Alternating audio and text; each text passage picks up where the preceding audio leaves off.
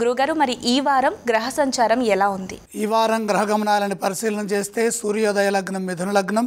మిథున లగ్నంలో సూర్యుడు, గురువు, బుధుడు.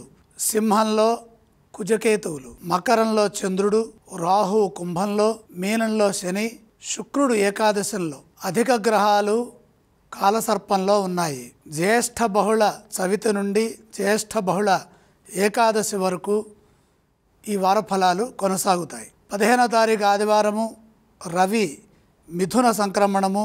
17వ తారీఖు గురువారము ఉదయం 7:35కు కుజుడు మఖా నక్షత్రం దగ్గర ఉంటారు. దీన్ని రెగ్యులస్ అని పిలుస్తాము. అంతరిక్షంలో ఈ నక్షత్ర సమీపంలో కుజుడిని దర్శించవచ్చు. 17వ తారీఖు మంగళవారము ఉదయం 7:35కు కుజుడు మఖా నక్షత్రం దగ్గర ఉంటారు. ఆకాశంలో ప్రత్యక్షంగా రోజు రాత్రికి దర్శించవచ్చు.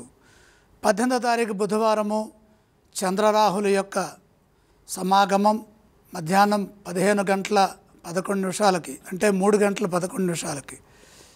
19వ తారీఖు గురువారము బహుళ అష్టమి.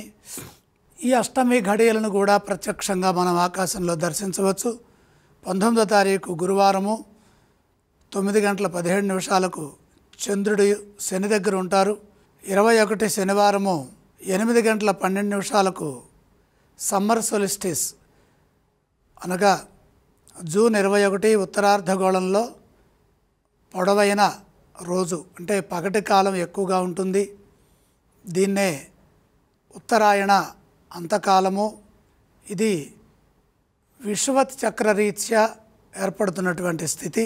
21వ తారీఖు నాడు కర్కాటక రేఖ పైన 23.5 ఉత్తరాక్షాంశ పైన సూర్యుడు ప్రకాశిస్తాడు.